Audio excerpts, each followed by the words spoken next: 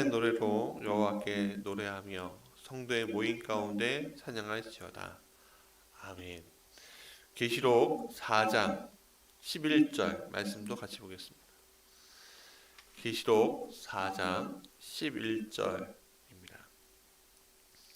우리 주 하나님이여 영광과 존귀와 권능을 받으시는 것이 합당하오니 주께서 만물을 지으신지라 만물이 주의 뜻대로 있었고 또 지으심을 받았나이다 하더라.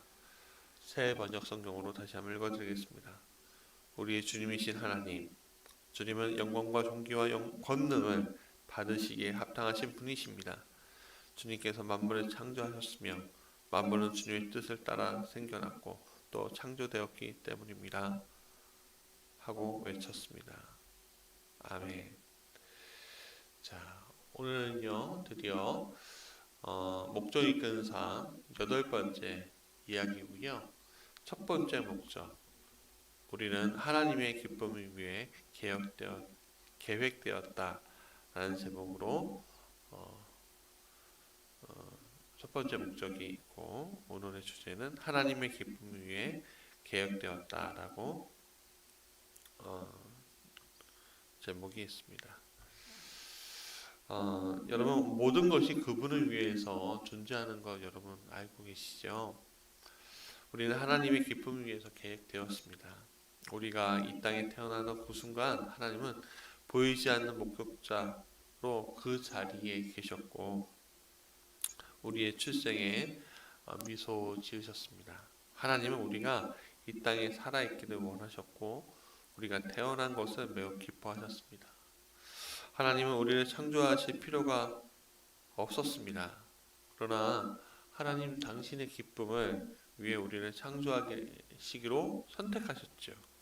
그래서 하나님의 유익, 하나님의 영광, 하나님의 목적, 그리고 하나님의 즐거움을 위해 우리는 존재하는 것입니다.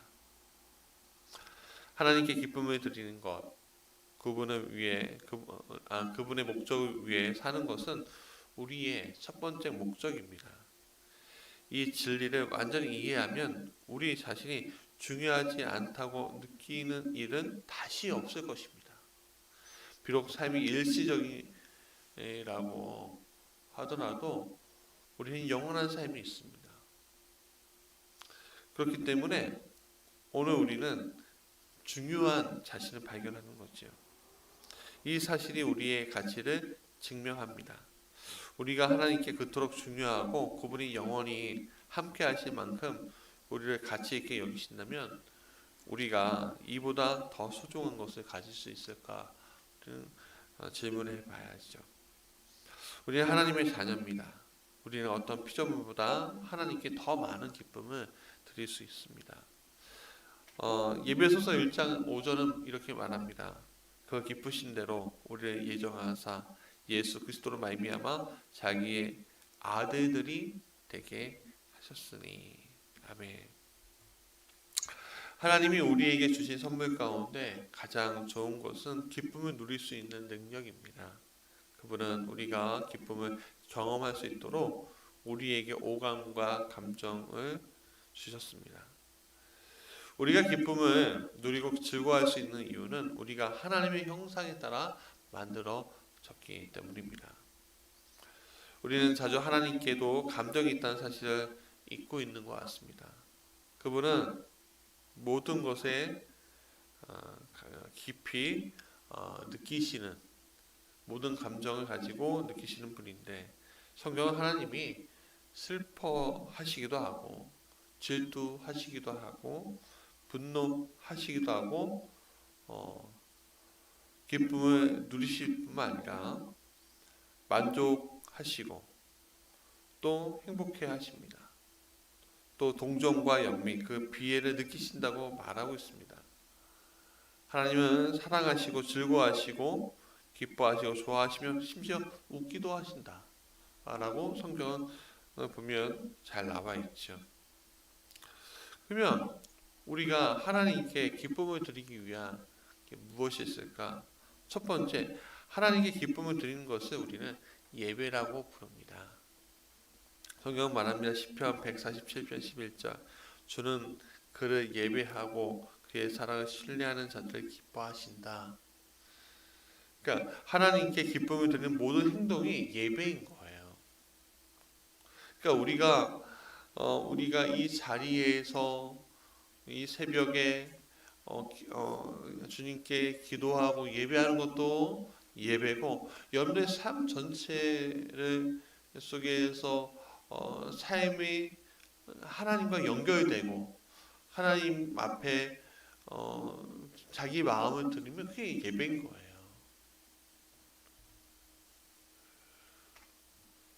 인류학자들은 이렇게 말합니다. 사람들은 어떤 문화권에 있든지 본능적으로 무엇을 섬깁니다.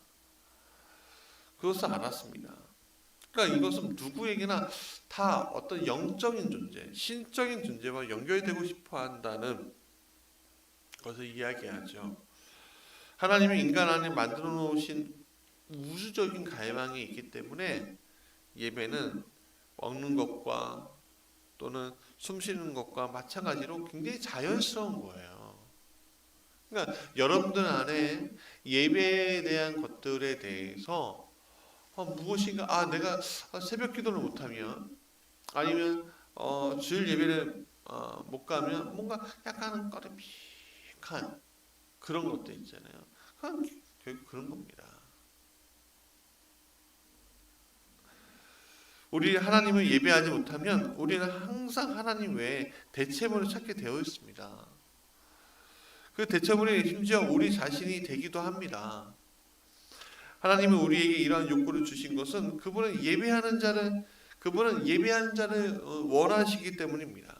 예수님 말씀하셨어요. 요한복음 4장 23절에 아버지께서는 이렇게 자기에게 예배하는 자들을 찾으시느니라. 종교적인 배경에 따라 우리가 가지고 있는 예배에 대한 이해가 들이 있습니다. 그러니까 우리가 생각하는 예배, 좁다하게 생각하지 마시고 우리가 좀 넓게 생각할 필요가 있어요. 어떤 사람은 찬양에 대해서 깊이 빠지기도 하고요. 어떤 사람은 기도에 대해서 깊이 빠지기도 하고요. 어떤 사람은 설교에 대해서 깊이 빠지기도 합니다. 그러니까 이게 모든 것이 예배인 거예요. 또 어떤 사람은 의식, 성례, 촛불, 성찬식 이런 것들로 예배의 정의를 할 수도 있겠죠. 때로는 영적인 강력한 체험, 치유나 기적 이런 것도 경험할 수 있고요. 근데 예배는 이 모든 것을 요소들을 포함하고 있지만 이러한 표현들보다 훨씬 많은 것을 담고 있다는 것을 여러분 이해하셔야 합니다.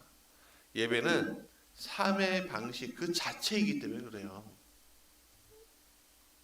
두 번째, 예배는 음악 이상의 것이에요.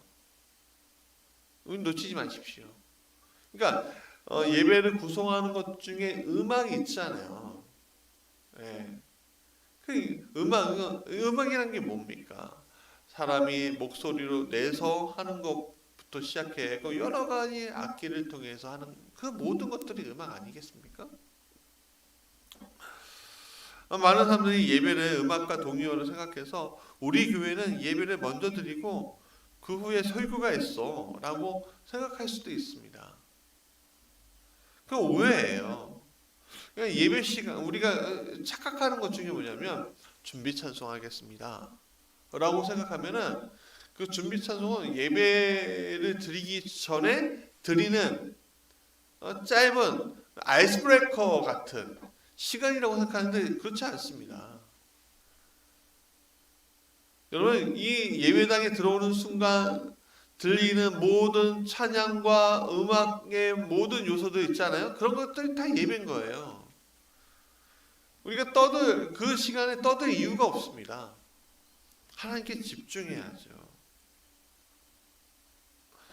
여러분 기도하고 성경을 봉독하고 찬양하고 고백하고 침묵하고 조용히 있고 말씀을 듣고 아니면 그 말씀에 필기하고 또 헌금하고 세례하고 선천식을 행하고 때로는 내가 이렇게 하겠습니다 하고 헌신하고 서약하고 또 우리가 하는 모든 것들 또 어쩌면 또 사람들에게 안녕하세요 하고서 인사하는 것도 있잖아요. 그런 것들이 다 예배예요.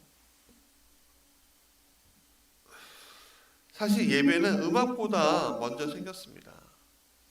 아담은 에덴 동산에서 예배를 드렸지만 창세기 4장 21절에 유발의 출생 전부터 음악은 언급되지 않아요. 만약 예배가 음악뿐이었다면 도대체 음악성이 없는 사람들은 어떻게 예배 드릴 수 있었을까요? 예배는 음악 이상의 것이라는 거 잊지 마십시오. 어떨 때는 어떤 사람들은 나는 찬양 예배가 좋아.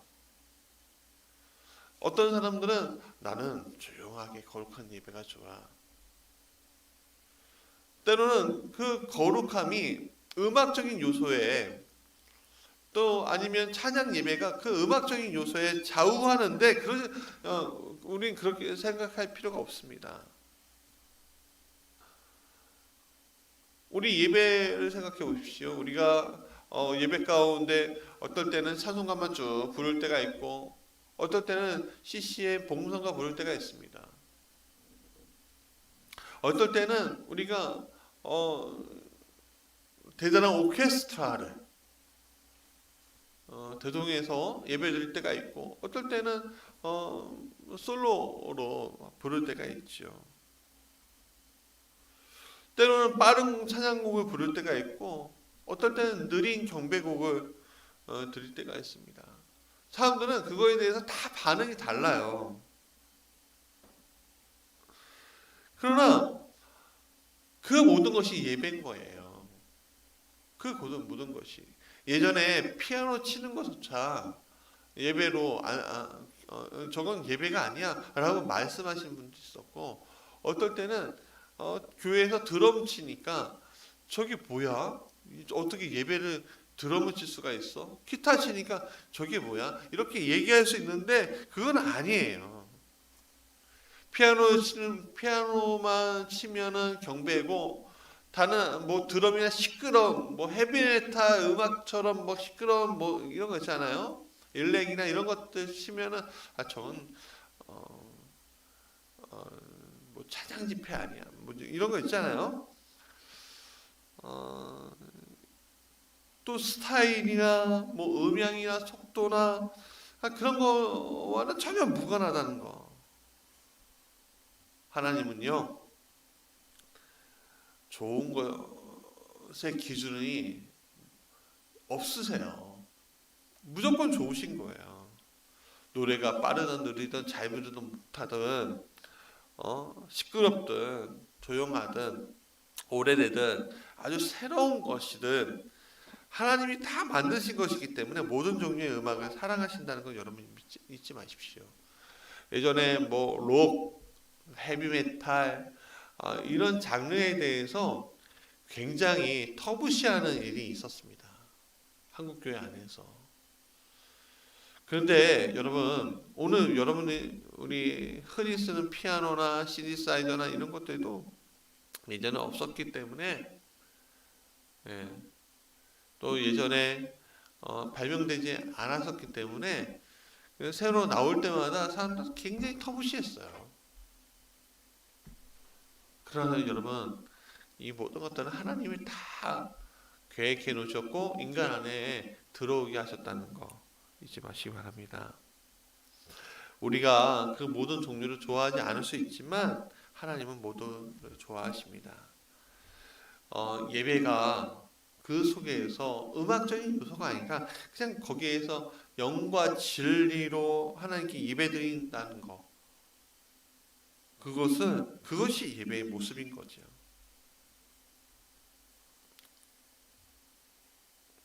솔직히 말해 우리가 가장 좋아하는 음악 스타일은 하나님에 대해서보다는 우리의 배경과 인격에 대해서 잘 알려주죠.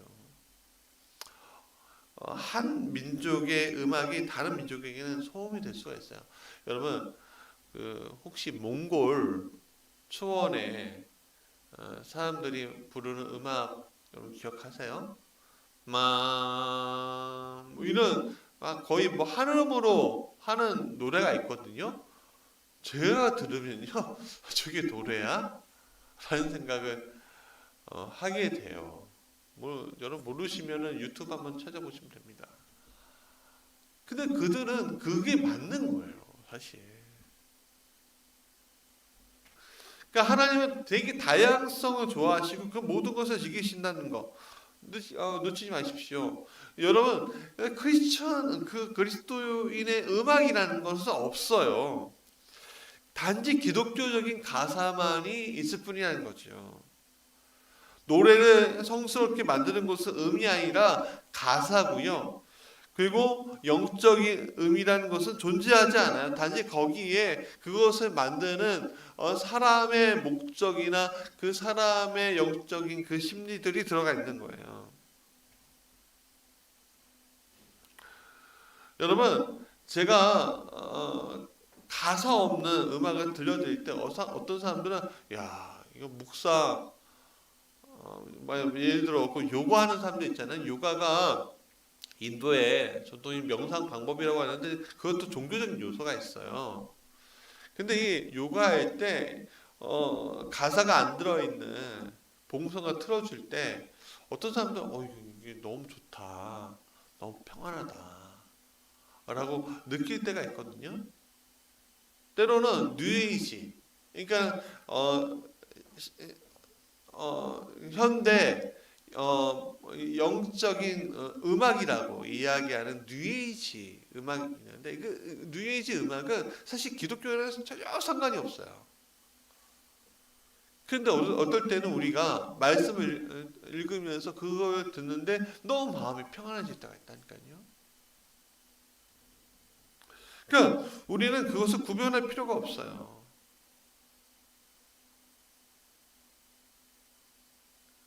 오늘 우리가 하나님께 집중하면 된다는 거예요. 두 번째는 예배는 우리의 유익을 위한 것이 아니라는 거예요. 저는 사실은 목사로서 우리 성도님들이 은혜를 많이 받았습니다. 오늘 예배가 너무 좋았어요. 그런 이야기를 듣고 싶은 욕망이 있어요. 부정하지 않습니다. 좋아요. 근데 때로는 이게 좀 잘못된 예배에 대한 잘못된 개념이에요. 예배는 우리의 유익을 위한 것이 아닙니다. 우리가 뭐 한 100명이 되는 찬양대를 보유하고 엄청난 오케스트라를 보유한 예배당에 들어가면요 너무 좋아요. 우리 인간적으로 너무 좋아요. 막 콘서트장에 있는 것 같고 또 유명한 음악을 하는 분이 가수가 사장 집회하면요 너무 좋아요. 그러나 그런 장소에 있지 못하고 저희 교회처럼 새벽에 반주도 없고 새벽에 주일날은 그냥 피아노 반주 하나만으로 하는 교회 안에 우리가 있더라도 그것은 다 예배인 거예요. 여러분 착각하지 마십시오. 커다란 능력이 있는 그런 교회에서 거룩한 그게 있는 게 아닙니다.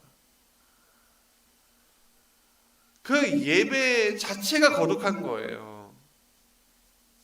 하나님의 유익을 위해서 우리가 예배하는 거지 내 유익을 위해서 예배하는 것이 아니라는 거예요. 내 귀를 즐겁게 하기 위해서 하는 것이 아니에요. 우리가 예배 드릴 때 우리의 목적은 우리 자신이 아닌 하나님께 내가 기쁨을 드리기 위한 것입니다. 그래서 여러분 여건이 안 되고 정말 예배 드리고 싶은데 예배 못 드리고 숨어서 예배 드리는 분들이 있거든요. 오늘날에도 이 땅에서도 그래요. 부모님이 오늘날 한국 교회가 실수하는 것들이 많아서 다시는 내가 교회를 안 보낼 거야.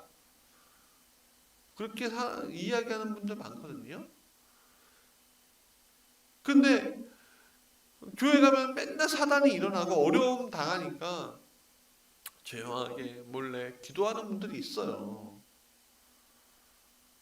여러분 거기 그 자리가 예배하는 겁니다.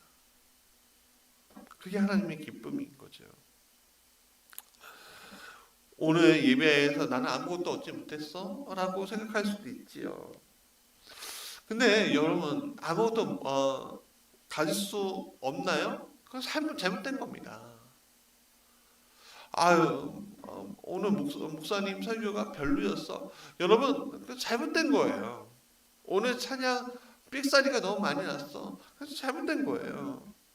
잘못된 이유에 그게 여러분 나는 오늘 내가 예배하면서 기도하면서 내가 허리가 아픈데 그 치유받길 원했는데 안 됐어. 잘못된 이유입니다. 여러분 예배 자체는 우리를 위한 것이 아니라 하나님을 위한 것입니다. 물론 예배에는 친교, 교육, 복음, 전도 모든 요소가 포함되어 있습니다. 예배를 드리면 우리의 개인적 유익도 있습니다. 하지만 우리 스스로 기쁘게 하기 위해서 예배 드리는 것이 아니라는 사실 놓치지 마십시오. 우리 예배에 대한 우리의 동기는 우리의 창조주께 영광과 기쁨을 드리는 겁니다. 이사야 29장은 말합니다. 하나님은 예배에 온 마음을 쏟지 않고 위선적으로 예배드리는 것에 대해 불쾌함을 표현하셨습니다.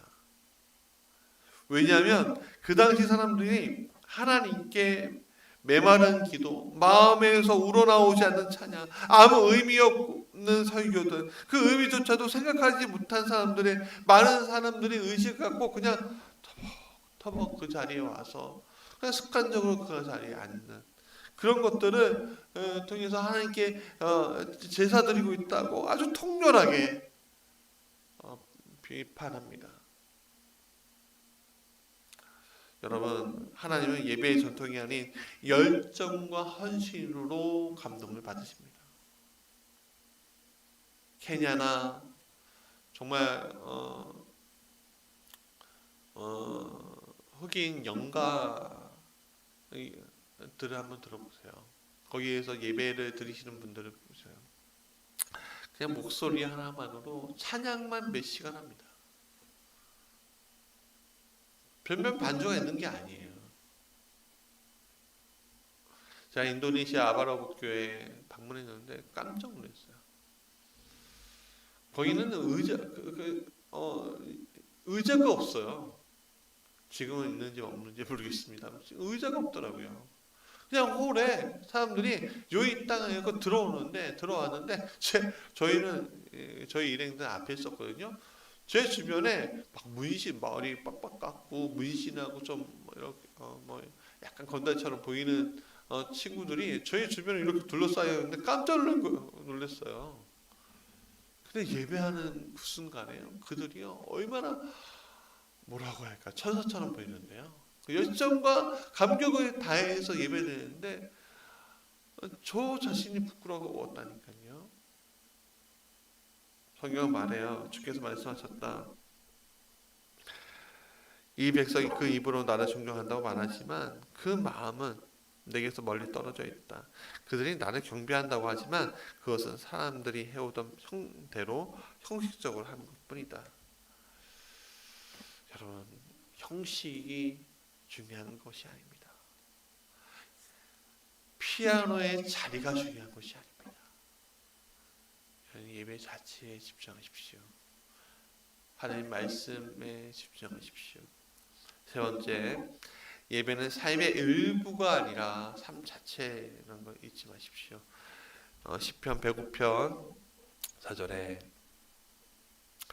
계속해서 그를 예배하라라고 했습니다. 시편 113편 3절에 해 뜰 때부터 해 질 때까지 찬양하라.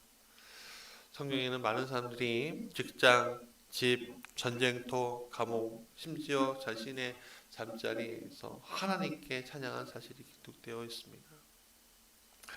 그러므로 찬양은 아침에 눈을 떴을 때 처음 하는 행동이어야 하고 밤에 눈을 감을 때 하는 마지막 행동이어야 합니다. 다윗은 말하죠. 시편 34편 1절에 내가 여호와를 항상 송축하며 그를 송축함이 내 입에 계속 하리로다. 여러분 어느 순간에 찬양과 집중하고 하나님께 집중하면요, 제 머릿속에 찬양이 화장실 있을 때도 떠올라요. 그냥 흘러요. 먹먹하고 무의미하게 있지 않아요. 그냥 내 길을 가는데 내 입술이 그냥 저절로 움직일 때가 많아요. 저는 그렇게 경험할 때가 많습니다. 목사라서 그런 게 아닙니다. 우리는 영적인 존재고 항상 예배되어 있기 때문에 그것이 저절로 나오는 거예요. 우리가 어떤 활동을 하든지 그것은 하나님을 찬양하고 하나님께 영광과 기쁨을 드리기 위한 것이라면 그것은 모두 예배가 될 수 있습니다. 운전을 하고 있을 때에도 길을 걸을 때에도 마찬가지라는 거죠. 그런즉 너희가 먹든지 마시든지 무엇을 하든지 다 하나님의 영광을 위하여 하라. 고린도전서 10장 31절에 말씀합니다.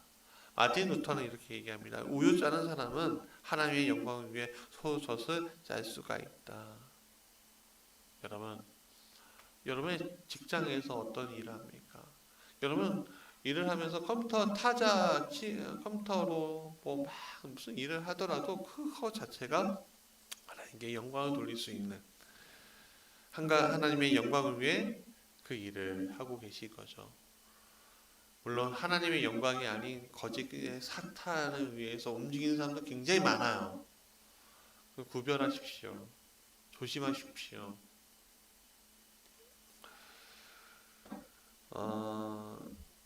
여러분 어떻게 모든 일을 하나님의 영광을 위해서 할 수 있을까? 여러분 그것은 모든 것을 예수님을 위한 것처럼 함으로써 그것을 하는 동안 그분과 끊임없이 대화함으로써 할 수가 있다는 겁니다.